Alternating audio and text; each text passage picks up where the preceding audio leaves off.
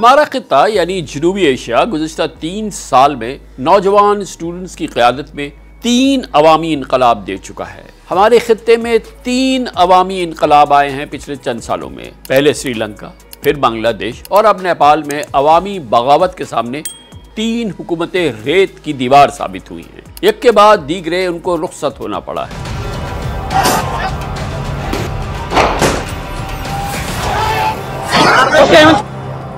अहम बात यह है कि पहले श्रीलंका, फिर बांग्लादेश और अब नेपाल में हुकूमतों का धड़न तख्ता करने वाली तीनों बगावतें मसनूई नहीं थी, खालिसतन नेचुरल थी।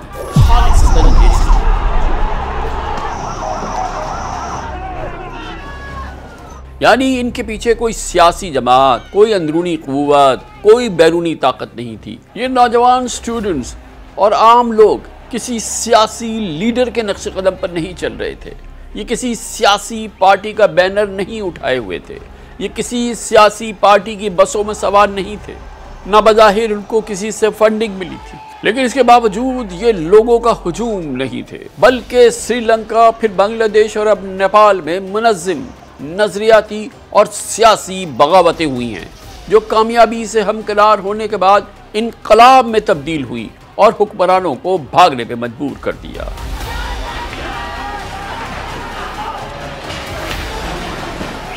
सबसे पहले बात करते हैं श्रीलंका की, जहां जुलाई 2022 में गोटाबाया राजापक्सा की हुकूमत रियासत के डिफॉल्ट होने के बाद गिर गई।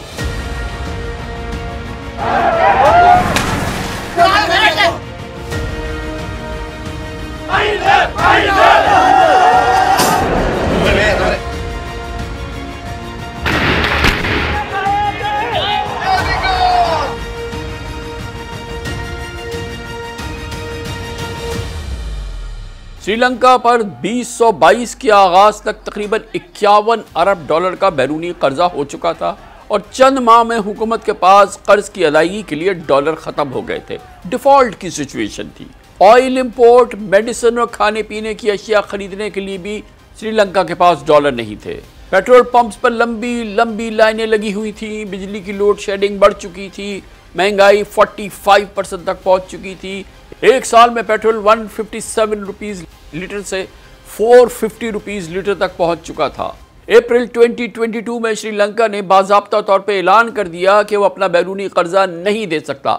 हाथ खड़ा कर दिया और एक तरह से डिफ़ॉल्ट हो गया। गोया श्रीलंका के माशी दिवालिया होने के बाद मुल्क में शदीद माली बहरान आया। इसके बाद अवाम और खुसूसन नौजवानों के मुश्तिल हुजूम ने सदारती महल पर धावा बोल दिया और सदर राजापक्सा और उनके वजीरों को मुल्क छोड़ने पे मजबूर कर दिया। Today is the Independence Day for me, being born in this nation, not 1948. Because today we have fought for our freedom from the tyranny, from the scoundrels, from the blackguards, from the rascals, the rogues, and the greedy politicians who have run our nation below ground zero. We can't trust them. Since independence, since 48, we trust politicians and we lost everything that we have. So we are not going to trust them. We don't want violence and we don't want to hit or something to that Prime Minister who trying to be a president right now. We only want, please resign. 6 months people were struggling in the queues, people are in the fuel queues, people are in the gas queues, but now people have hope.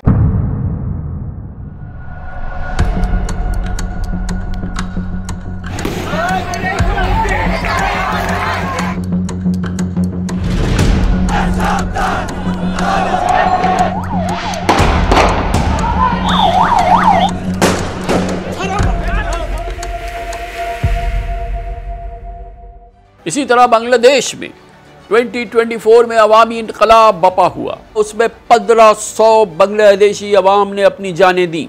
हसीना वाजिद को भारत फरार होने पर मजबूर होना पड़ा। मुसलसल चौथी मुद्दत इख्तिदार के दौरान हसीना वाजिद मुल्क की सबसे ताकतवर सियासी शख्सियत बन चुकी थी। बरसों के इख्तिदार ने जहां उनकी इख्तिदार पर गिरफ्त को मजबूत किया, वहीं नौजवानों और मिडिल क्लास में एक गहरी बेचैनी पैदा कर दी थी। यूनिवर्सिटी ग्रेजुएट्स बेरोजगारी की बुलंद शरह से परेशान थे और सरकारी नौकरियां उनके लिए ज़िंदगी का सबसे बड़ा सहारा समझी जाती थी। मगर इन नौकरियों में तवील अरसे से ऐसा कोटा सिस्टम राइज था जिसके बारे में आम तासुर ये था कि हुकूमत ने अपने वफादार ग्रुप्स और पार्टी कारकुनों को नवाजने के लिए रखा हुआ है। बांग्लादेश में इस निज़ाम ने न सिर्फ मुकाबले के मौक़े महदूद किए, मेरिट को ख़त्म किया, बल्कि मेरिट पे एतमाद को ज़ीरो कर दिया। जब जुलाई 2024 में हाई कोर्ट ने एक कंट्रोवर्शियल फैसला देकर पुराना कोटा सिस्टम बहाल किया तो ये फैसला एक चिंगारी थी जिसने बरसों से सुलगती मायूसी को भड़का दिया।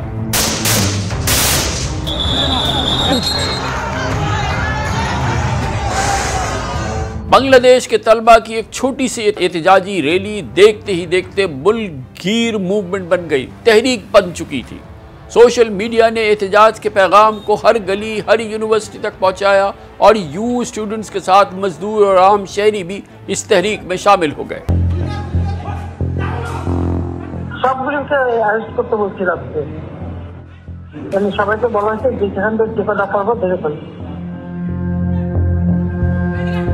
Hasina issues an order. Police and security forces are to use lethal force. This leaked recording, which has been verified by BBC Eye, shows her directing the security response.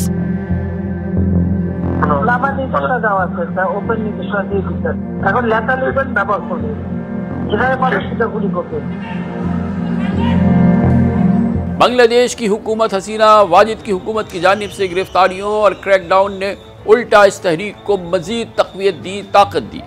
ये एहतजाज माशी बेइंसाफियों, इकनॉमिक डिस्पैरिटी के खिलाफ एक अवामी referendum बन गया।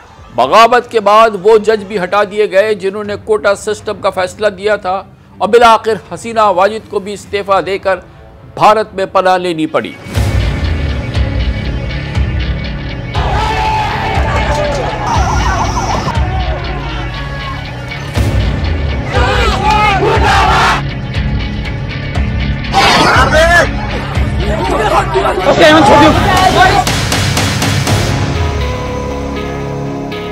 अब बात करते हैं हालिया अवामी इनकलाब की जो कि नेपाल में बपा हुआ। वहाँ पर सोशल मीडिया पर हुकूमती पाबंदी के खिलाफ जेन जी यानी 14 से 28 साल के नौजवान सड़कों पर निकल आए और बिफरे हुए लड़के लड़कियों का सैलाब हुकूमत को बहा ले गया। नेपाल के वज़ीर आज़म KP शर्मा ओली को इस्तीफा देना पड़ा और इससे पहले उनकी कैबिनेट के वज़रा को नौजवानों ने सड़कों पर घसीटा। चप्पे चप्पे पर हुकूमत मुखालिफ दंगे और फसाद फूटे। ये महज इंटरनेट या सोशल मीडिया का एहतजाज नहीं था, बल्कि सोशल और पॉलिटिकल हुकूक की एक सच्ची तड़प थी, जिसमें नौजवान लड़के लड़कियों के जत्थे खटमंडू से होते हुए पूरे मुल्क में फैल गए और जेन जी ने हुकूमत को घर बेच कर दम लिया। नेपाल में भी श्रीलंका और बांग्लादेश की तरह से मईशत की खराबी, बदहाली और अनएम्प्लॉयमेंट एक बहुत बड़ी वजह थी जिन्होंने नौजवान तलबा को इस अवामी इनकलाब बपा करने पे मजबूर किया। जनूबी एशिया के सियासी मंजरनामे में हालिया बरसों के इन अवामी इनकलाबात ने यह साबित कर दिया कि यहाँ की हुकूमतें बज़ाहिर कितनी ही मजबूत क्यों ना नजर आएं, बज़ाहिर कितनी ही कुव्वत ना हो, अवामी बेचैनी, इज्तिमाई शऊर और माशी बदहाली के दबाव का मुकाबला नहीं कर सकती और इसके सामने ज़्यादा देर कायम नहीं रह सकती। तहम शतरंज के मोहरों या डोमिनो की तरह गिरने वाली हुकूमतों पर तासुर देना बिल्कुल गलत है कि उनका आपस में कोई ताल्लुक़ है, मगर ये हकीकत है कि श्रीलंका, बांग्लादेश और नेपाल की हुकूमतों के धड़न तख्ते में एक कदर मुश्तरक ज़रूर है। ये सरासर अवामी बगावतें थी जो इनकलाब में तब्दील हुई। ये किसी सियासी नर्सरी में तैयार नहीं हुई थी, किसी सियासी स्क्रिप्ट के तहत नहीं थी, ना किसी खुफिया लॉबी ने इन्हें इंजीनियर किया था, बल्कि ये सब अवामी इस तरह बेचैनी की कुदरती कोख से फूटने वाली तहरीकें थीं और कुदरती सियासी माहौल ने इन्हें जन्म दिया था। श्रीलंका में माशी बदहाली, बांग्लादेश में बेरोज़गारी, माशी बदहाली, अकरबा परवरी, कोटा सिस्टम और मेरिट की खिलाफ वर्जी, नेपाल में आज़ादी इजहार के खिलाफ नौजवानों का गुस्सा और माशी बदहाली हुक्मरानों को इक़्तिदार छोड़ने पर मजबूर कर चुकी है। श्रीलंका, बांग्लादेश और नेपाल की सूरत हाल इस बात का जिंदा सबूत है कि जब सिस्टम अवाम की ज़िंदगी से कट जाए तो अवाम खुद निज़ाम बदलने के लिए उठ खड़े होते हैं। जनूबी एशिया की ये तीनों इनकलाब इस बात का इजहार हैं कि नौजवान नस्ल जो तालीम याफ्ता भी हो, वो अपनी ज़िंदगी के हुकूमती फ़ैसलों में शराकत दारी चाहती है।